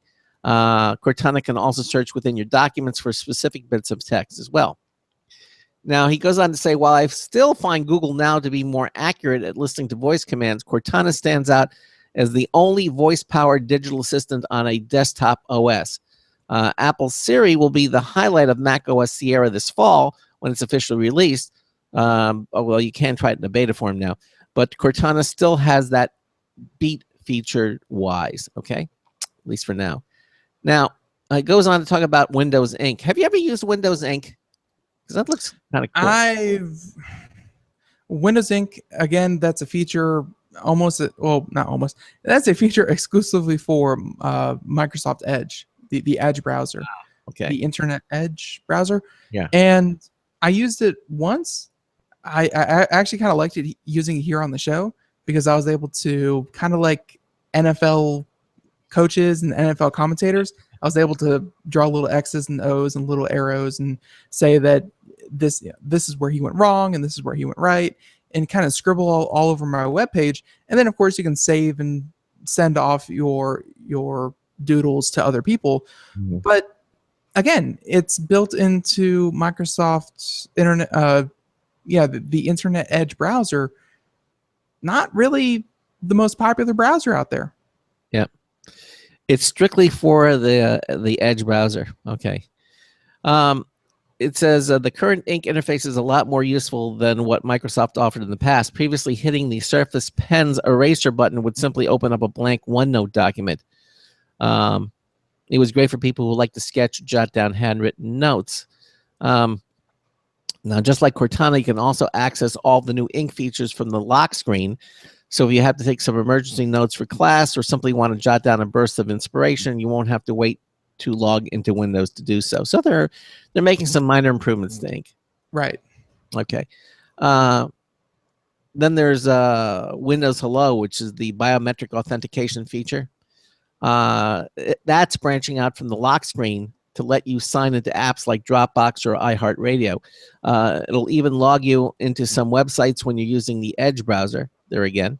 Hello was one of the best additions to Windows 10, so it was only a matter of time until its zippy login capabilities spread throughout the operating system.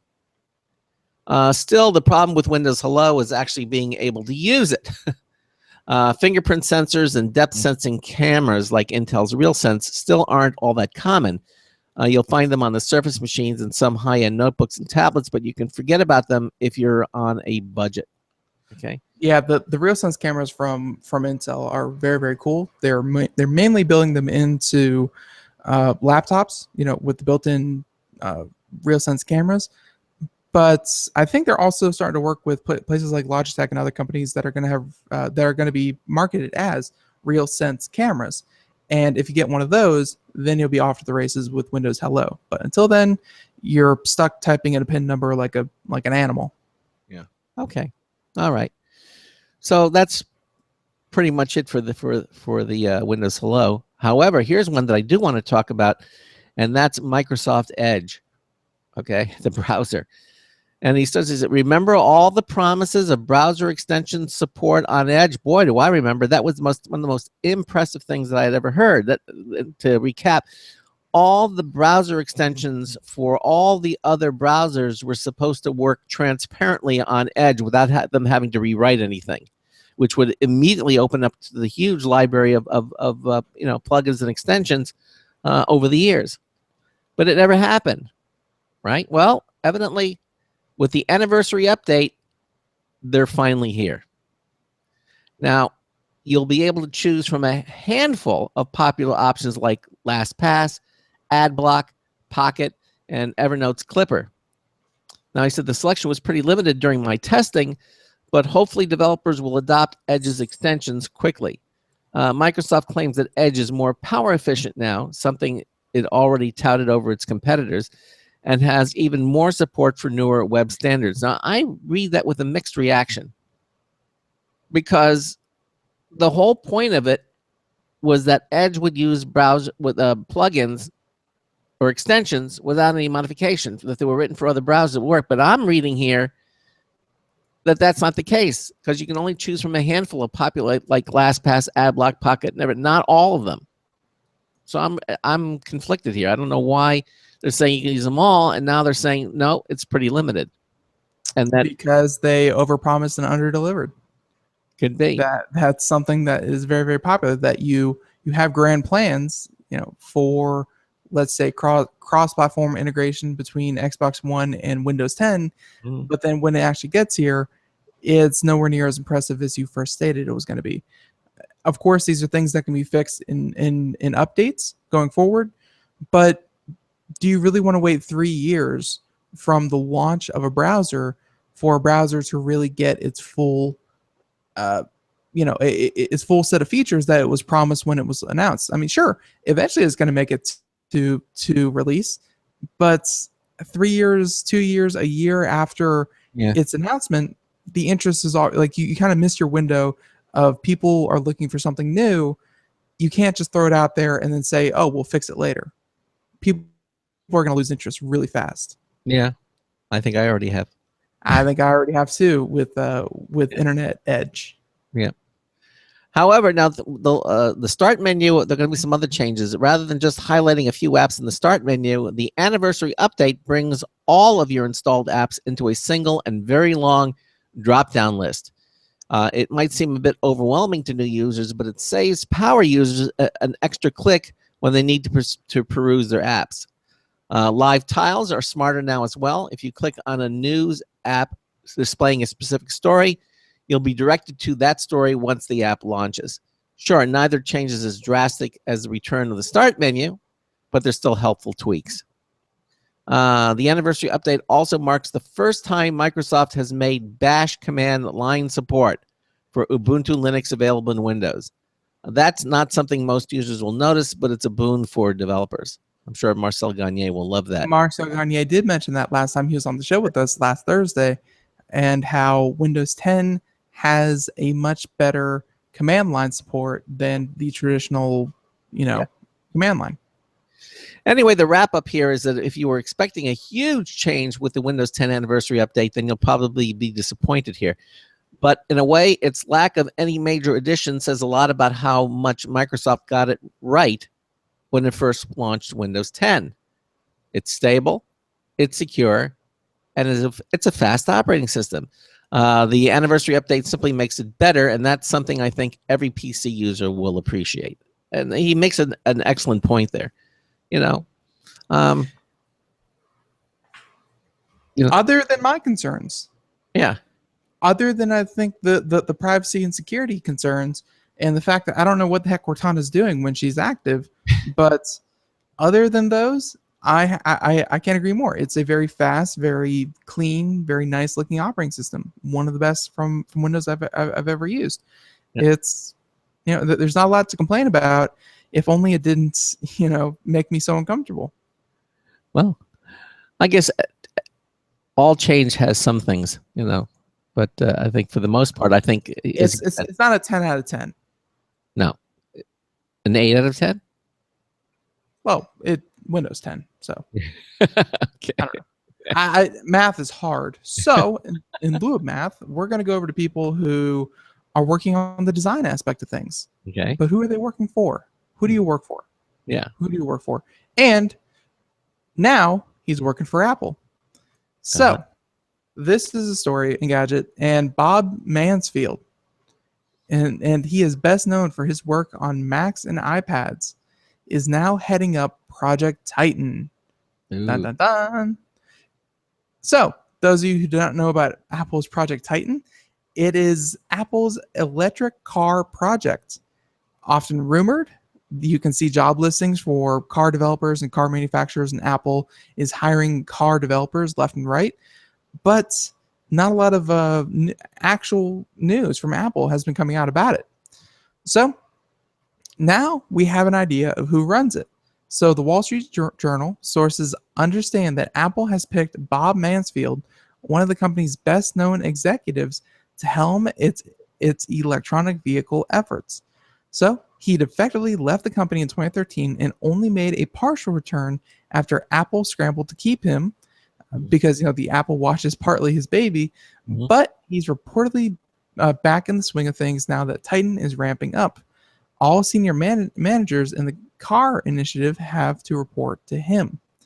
So neither Apple nor Mansfield are commenting on the leak, obviously. But if accurate, the move might inspire some confidence. You may only remember Mansfield as a man who dove into technical details in Apple's promo videos, but he led the hardware engineering behind some of the company's biggest hits, such as the early iPads, the iMac, and the MacBook Air. He might not be an automotive expert, but he has a knack for making the company's hardware visions become reality, and that's particularly important when Apple is entering an unfamiliar field and needs every bit of help it can get. Yeah. So, I'm just wondering what a car would look like from the designer of the MacBook Air. It'd be flat, It'd be really flat and really minimalist, and the whole and aluminum all over, and the no whole paint. and all the surface of the whole surface of the car would be touch sensitive, so you could The whole thing would be a touchscreen. yeah. And again, no paint. It would all just be polished aluminum. It's going to be the signature look. But no, if there was any more doubt that Apple is going to break into the electric car field, then I say at this point, dispel it. I think you can give up hope on the Apple television, but for some reason they've jumped. Well, I'm not talking about the Apple TV, the little set-top box. No. I'm talking about the Apple HD TV set, which I think most people should probably give up hope now. But they've jumped to television, and now they're jumping straight into cars. Yeah. Who Yeah. saw it coming? Yeah. And speaking of cars, did you know that all 2017 Ford vehicles are getting CarPlay and Android Auto built into them? Nice segue. Yeah, it is. Ford has confirmed that all of its 2017 models, every single car, SUV, light truck, and EV, are smartphone ready. They all come loaded with Ford's Sync 3 entertainment system and are compatible with Apple CarPlay and also Android Auto. The first time I've really saw this technology was again out in California, during one of our vacations, and the car that at least kind of how I grew up was you get a car and you run it into the ground, like you treat it well and you do regular maintenance, but you get a car and you drive it for 200,000 miles. You don't exactly give up your car. I know some people who drive a car for like 30,000-40,000 miles and they say, oh, time for a new car. Hey, if that's how you want to spend your money, that's how you spend your money. But for a lot of people out there, you don't get a new car every day or even every decade. And the first time I saw this was like in 2010, 2011, cars where car integration was really starting to come into its own with wireless Bluetooth and what have you. But what was in cars 6-7 years ago is now trickling down to all the other cars. What was only in the premier set of cars is now in every car. And Ford today Honda and all the other all the other really, really popular car manufacturers tomorrow, I bet 2017, 2018, at least 2020, I bet every single car that rolls off the line will have no choice but to have some kind of smartphone integration. Yeah, absolutely. Well, we're going to continue this story when we come back. We're going to take a short break. You're listening to the Computer America Show. Ben and I are doing computer and technology news brought to you by Slimmer Utilities. We're going to continue on with the story. Another brand spanking new News Tips Bulletin review from Marty Winston is coming up as well. We'll be right back. You're listening to the Computer America Show right here. Hi, this is Craig Crossman, host of the Computer America Show. You have important meetings to schedule. Your company's getting ready for its IPO, and you're in charge of the PTA fundraiser this month. So how do you coordinate everyone to be available at the same time? Are you still using emails, phone calls, even text messages to schedule meetings with a group of people? How's that working out for you? That's so great, huh? It's a fact that every day, millions of people suffer from scheduling headaches. Well, with Doodle, scheduling meetings with a group of people is quick and easy. With Doodle, you can easily propose available times to each member.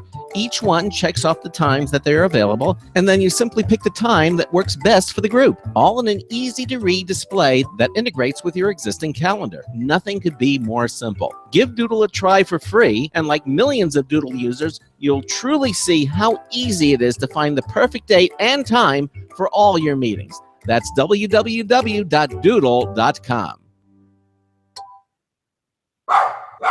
Looking for a best friend? Brother Wolf Animal Rescue has your best friend waiting just for you. The mission of Brother Wolf Animal Rescue is to help build a sustainable, no-kill community where no dogs or cats are ever killed for population control, where true euthanasia is reserved only for animals who are irremediably suffering or for animals who are truly a threat to society and with no hope of rehabilitation. Brother Wolf staff and volunteers go door to door, neighborhood by neighborhood, to educate citizens about local resources available for at-risk pets and to help their families connect with those resources. Brother Wolf's community-based approach to no-kill helps keep family pets healthy, happy, and in their homes and out of the local shelter system in the first place. For more information or to make a tax-deductible donation to this wonderful 501c3 organization, visit their website at www.bwar.org. Help to realize Brother Wolf's vision when no animal is euthanized for lack of a home. Who's a good boy?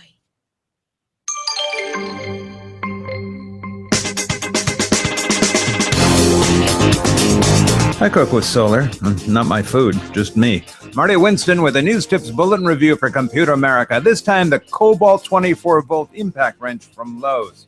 Sometimes there's a big bolt head or nut that you just can't budge, and you wish a socket wrench would marry a sledgehammer and bring you the baby when it's all grown up.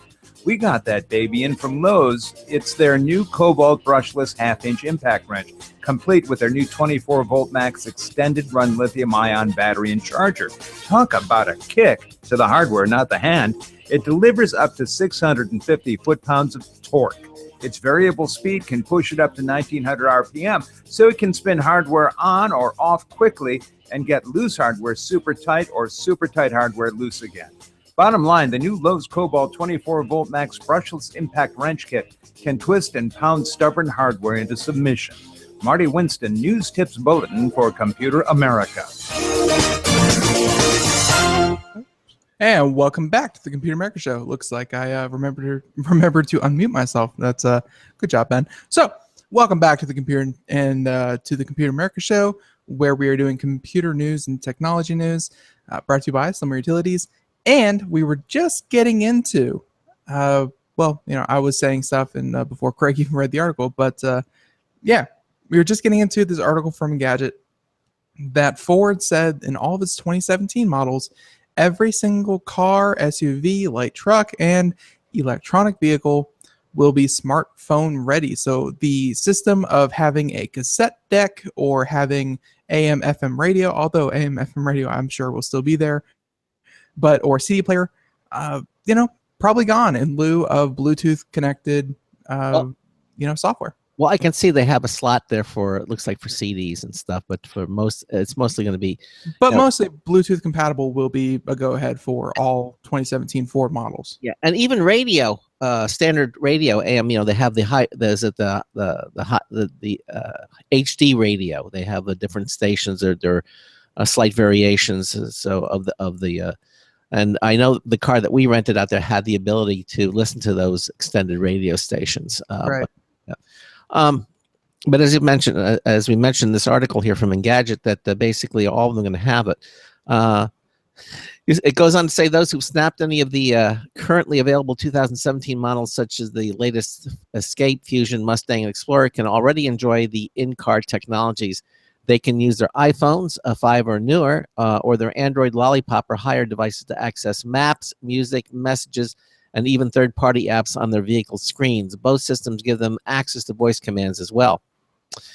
Ford also assures those interested in buying the upcoming F-150, Focus, Edge, and all-new 2017 Super Duty when they come out later this year that they'll have access to Google's and Apple's in-car technology. Ford is not taking the traditional approach of introducing Apple CarPlay and Google Android Auto on a few piecemeal models or an expensive option on luxury vehicles only. This was from the Director of Automotive Technology Research from SBB. The guesswork for consumers is over. If you buy any 2017 Ford vehicle with Sync 3, you drive off the lot with both of those innovative technologies ready to go. And that's it. So, which I think is safe. Windows Phone, we're going to ignore their exemption for a little bit, but 97% of the market is Windows or Android phone. And if you're driving around and you have a car, if for no other reason than safety, most people have a cell phone. Most people have a smartphone that they use for even just for emergency situations, or let's face it, most people have a cell phone handy. I'm sure that almost everyone who buys a Ford is going to be able to use this technology. It's not like, oh, see, that's where they get you. You buy the car and then you have to buy the phone, just like, ice and cooler. No, it's going to be there. Yeah, you're probably going to have a phone already. Yeah. You do have to buy it, though. You have to have the Sync 3. If you buy it, and all the vehicles will have Sync 3. I'm assuming that, and if it has Sync 3 in it, you have it. You have it. Yeah, that was weird. Where it said that all of the 2017 models, they all come loaded with Ford Sync 3. So it seems like all Fords have Sync 3 technology, and they're saying if you buy any Ford with Sync 3, like that was kind of confusing. Where they're like, well, if you buy it with it, well, how can they not buy it with it if it's included in all? Yeah. I think it was just maybe it's included, and it's Craig's ever favorite. Oh, it's software already installed, but you have to pay extra to unlock it. I don't think so. I think that it's maybe if you don't pay for it, then it's on there, but you can't access it. Well, we're seeing a lot of an upgrade. Yeah, but I don't think so. I think that from what I'm reading here, I think that was just a misplay on words. I think that's, someone go out there and buy a Ford F-150 and let us know. But there it is. It looks very cool, and I think this is, I was always saying, I don't want to buy the navigation systems built into cars because they become obsolete, and the like the TomToms and the Garmins of the world, they have newer, better versions. But I'm thinking, if they're going with all of this, then this is all subject to the upgrades that you download with your smartphone anyway. I would think that all the upgrades and connectivity are going to be already managed by this system, and so you won't have to worry about it becoming obsolete. Well, this is the reason why a lot of new cars, when you drive off the lot, you get a year free cell phone plan, and it can be brought to you by AT&T, by Verizon, T-Mobile, what have you. Most cars will come with 1 year free cell phone service. And that cell phone service gets you 4G, 3G, LTE in your car, lets you stream data, and it gets you a certain amount of data as you go along. And I think that's how you're going to get most of your updates. It's going to update itself using cell phone data. But after the year, you're going to have to kind of re-up your subscription. If you don't, then you're just stuck with, the car with no data. And, it is what it is. But cars are becoming more and more like just cars built around tablets. These tablets are going to have their own data plans, and they're going to come with apps like, navigation apps. They're going to come with entertainment apps like music or what have you. They're going to come with all these apps that, Craig, you just said that you stopped using, TomTom, Garmin, Yeah. and what have you, I gave it up in favor of an app on your phone. Yeah. Well, that app on your phone is going to be available on your car, Yeah. touchscreen. Mhm. So it's not even like, oh, well, I stopped using Navigator. Well, the Navigator is just kind of getting built directly into the car dashboard at this point. And it will be subject to updates. Right. I've been using it now for a number of weeks. Tom went into the drawer, and I've been using it now, and it's terrific. It really is, and it has even more features. The other day I was using it, and there was a traffic accident up ahead, and it all of a sudden just alerted me. Said, "Hey, in 1.3 miles ahead, there's a traffic accident." And when I got there, sure enough, there it was. It's very accurate. Maybe it caused it. Yeah, my TomTom didn't even do that. So the and maybe the maps, it knew. Maybe it knew because it caused it. Maybe the driver was talking to Siri, and then Siri knows when a driver's talking to it, and then it ends the conversation with, "Oh, then it alerts all the other nearby drivers that said driver has just wrapped himself around a tree, and watch out." Yeah. But seriously, folks, it's really a pleasure to use. And again, I don't have to worry about hooking my TomTom up to my computer, because it comes out and says, "Oh, your maps are getting old. You need to update them." I'm just saying, even your phone is going to be outdated, Craig, because your car is going to be essentially your phone built into it. Yeah, right. Except when you leave the car, you still need to have your phone, and that's where that will come. Well, I'm not saying the phone's going to be outdated. I'm not saying that your car is going to replace your phone. No. I'm saying that your car has the phone built in, equipment built into it, technology built into it, that everything that you can do on your phone, from answering phone calls, making phone calls, opening apps, navigation, voice commands, it's going to connect via Bluetooth. It's going to have its own data plan, and everything is going to be available right there on the dashboard of your car. It makes sense. And then when you leave your car, everything. And then when you leave the car, like your cell phone never had to leave your pocket for a second. It all connected as soon as you walk near your car. As soon as you leave the car, it disconnects itself, and you're off to the races yet again. It's a very natural progression. Yes, it is. And I'm glad to see that continuing to happen. All right. Well, there it is. Well, and again, that's the big story of this was not that this is happening, but that every single Ford vehicle in the 2017 lineup is going to be like this. So you can bet if it's happened in 2017, it's not like in 2018 they're going to backtrack. No. Going forward, all of Ford, and if Ford does it, then their competitors are going to see it. The competitors are going to do it. So in the next couple of years, there will not be a car made that won't have some kind of smart syncing technology. Right. There you go. It's expected. Most cars don't come without airbags or radio or air conditioning nowadays. It's why not throw Bluetooth in there? Yep. All right. So the next story that we're going to do, we could go from car to car. That actually might be the way we're going to go with this. You know what? Yeah. We're going to go from car to car. And then after that, hopefully, maybe if Craig feels like taking it on, we'll do 3D printed guns. But car to car, this is Lyft. This is an article from Popular Science, and how Lyft's driverless car network will change our cities and the world. Tall order, just by the title. Mm-hmm. But if anything was going to do it, it was going to be self-driving cars. So again, Popular Science, Mr. Xavier Harding, and Logan Green on the self-driving utopia of the future. And again, the article is pretty long, but we'll hit the high points and move on with our day. So, of course, it's only 4 years old, but Lyft is already proving it's more than just a ride-hailing app. It's a vision for the future. So in May, reports surfaced that the San Francisco-based startup and General Motors would begin testing a fleet of self-driving electric vehicles starting in 2017.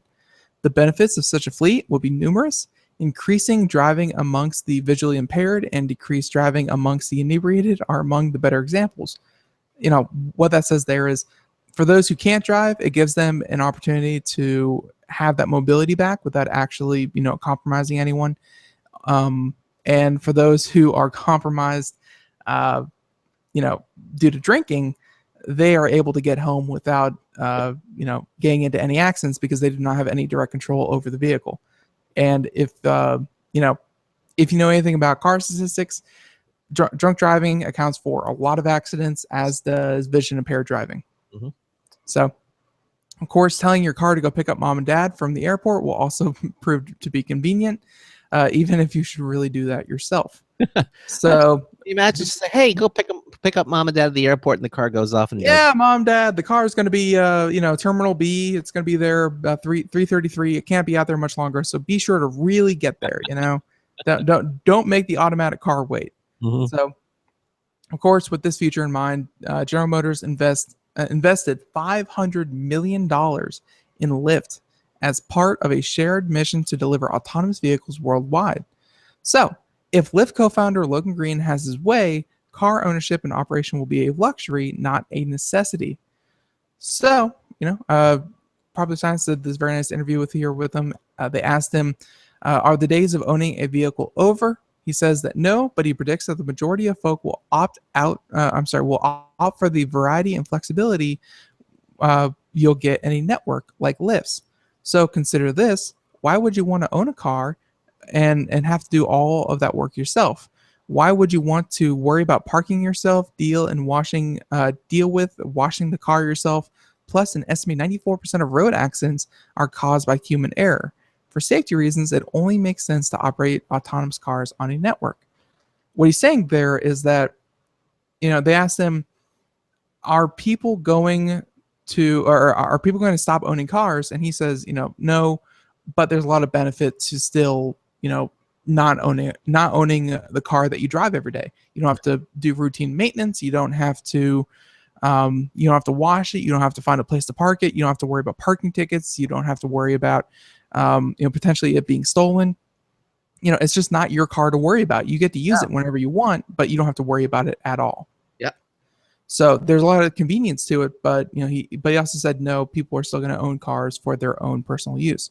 So, they asked him, how will that change a landscape that's built around cars that we own and drive?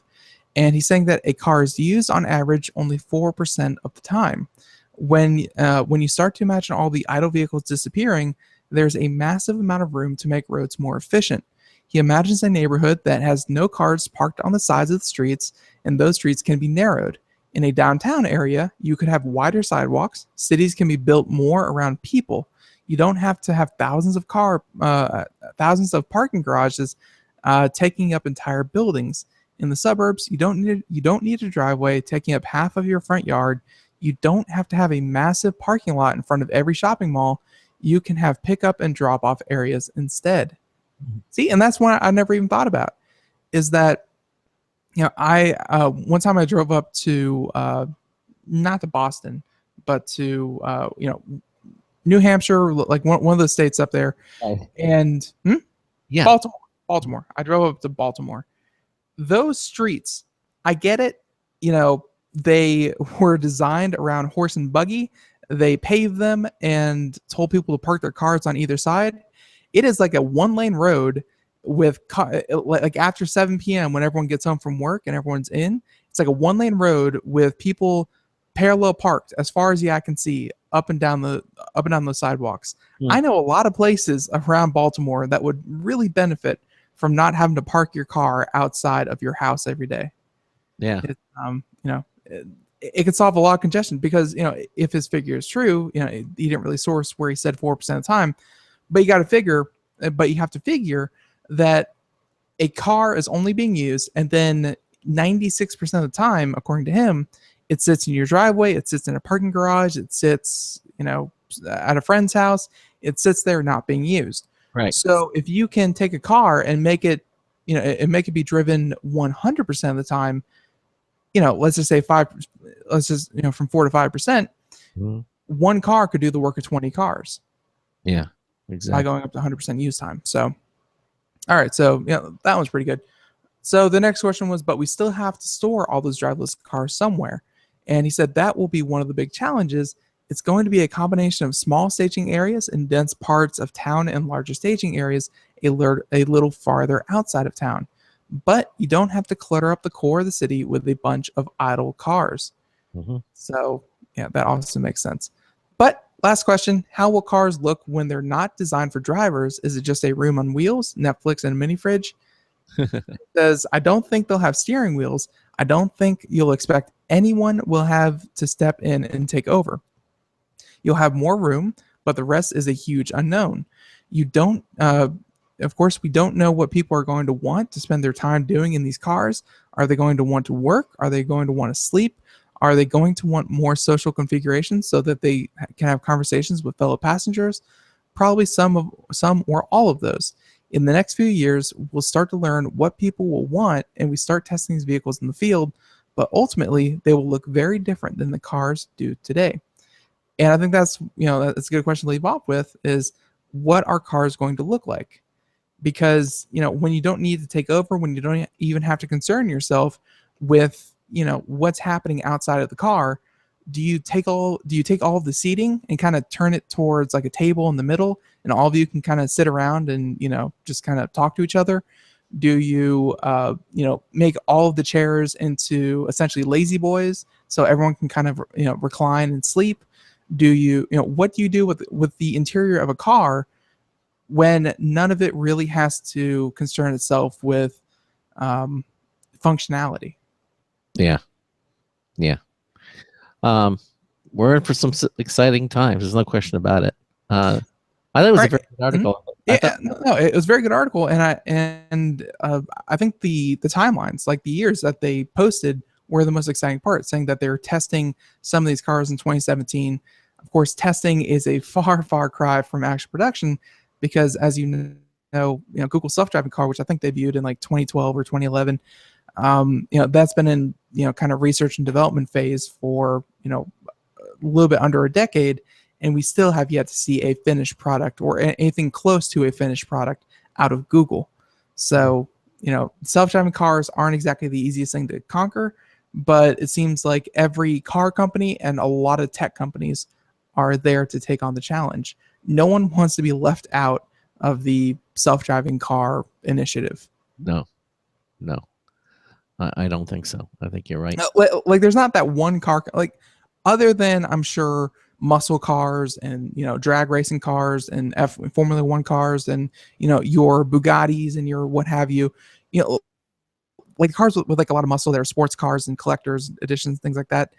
They may say nothing will ever beat the feeling of being able to sit down and manually shift through the gears yourself and drive the car yourself and feel that connection.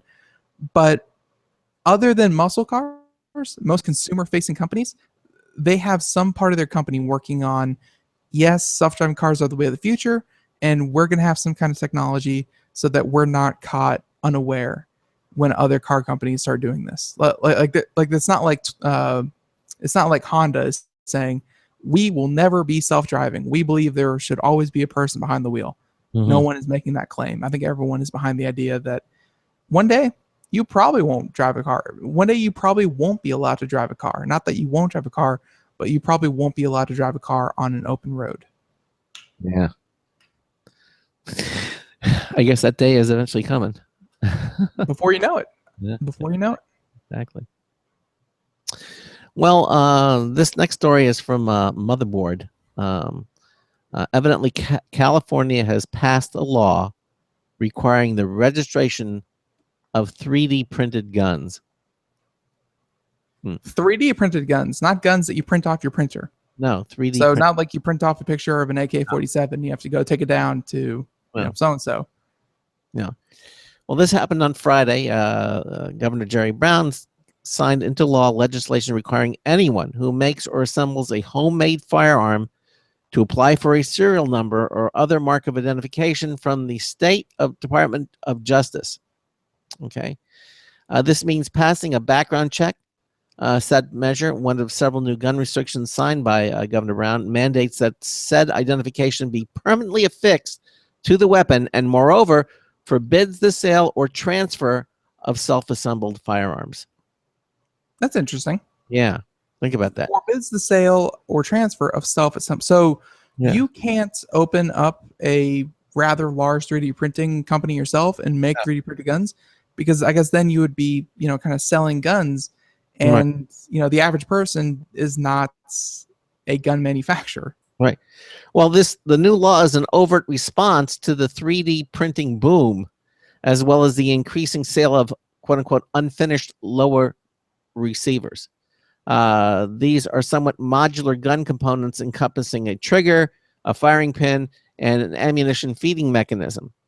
While the finished versions of lower receivers have historically been subject to the same laws as regular old long guns, unfinished versions require only a few small tweaks and have offered gun buyers a fudge. The new law aims to close this loophole. So I guess, from what I know about guns, which is almost nothing, I'll admit, it sounds like really the only thing that wasn't being 3D printed were essentially, the firing chamber and the actual rifle of the gun, the part that actually handles, the recoil, the shock, the explosion, the heat. But everything else, all the kind of superfluous stuff, that could be 3D printed, and that could, I guess was being 3D printed in mass quantities. Yeah. Now, a bit more subtly, the bill goes after would-be undetectable plastic guns, mandating that in order to pass California state muster, they are required to have a piece of stainless steel embedded somewhere, such that they'll register in a metal detector. Remember the plastic guns that were just getting by? I mean, even I heard about that way back when with the Glocks. The Glocks, they were all plastic guns. You couldn't get, metal. Right. There was that. I remember when this first became like an issue. There was that. I don't know if it was a company or a guy out there in Australia that built a fully 3D printed pistol. And, he tried firing it, and he's like, yeah, the first couple times I did it, the gun exploded in my hand. But this time, it can survive for about 3 shots before it explodes. So it's a success. I guess they've gotten to the point where, either they're just making things that aren't going to explode because 3D printing isn't exactly the safest thing, or either that or 3D printing's just gotten a lot better at printing guns. Yeah. Well, it says the technology will no doubt improve, but it is still unlikely that these guns would ever meet basic firing or drop tests, such as unsafe guns should not be transferable. Okay, and you mentioned a lot of these guns have the habit of exploding. Naturally, the NRA and gun rights groups are furious about this. The president of the Firearms Policy Coalition offered the totally hyperbole-free declaration that today's action by Governor Brown shows how craven California's despotic ruling class has become. Good grief. The legislature has abandoned the Constitution, representative government, and the people of California. I fully expect the people to respond in kind, unquote. That was from the NRA. I guess that totally hyperbole-free declaration was a bit of sarcasm. Yes. A field poll conducted in January found that most California voters, including Republicans, support increased gun control measures, including requiring background checks for purchasing ammunition and outlawing possession of large capacity magazines, among others. See, and folks, we really don't like to get into politics too much here, but this is one where technology bleeds into, gun control. And it seems like for the NRA, any kind of restriction, any kind of, put a tag on it, anything that would be seen as making it harder to own and register a gun is automatically, off the table for the NRA. But something has to be done where you can't just go out and buy a 3D printer and all of a sudden people are printing guns left and right. If you're going to make parts for your guns, then you should have some way, if you feel that you'd rather 3D print your cartridge rather than go out and buy one at a store, then yeah, you should probably have to go, identify your parts and say what you're doing with them. Yeah. Wow. We're out of time. Went by quick. Yeah, it went by real quick. Well, again, sorry about Epson not being here today, but they will be here with us in August. Tomorrow, we're going to be talking to DX Racer.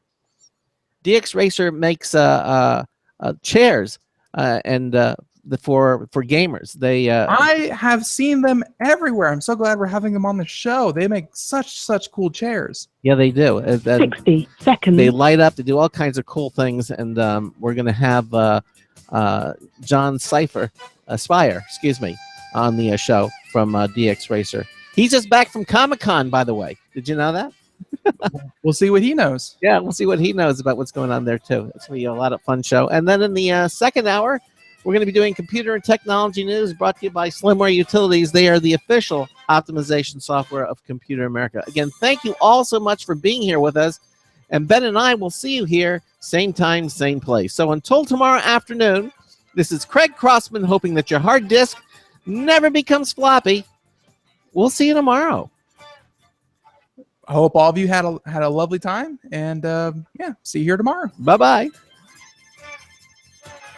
10 seconds.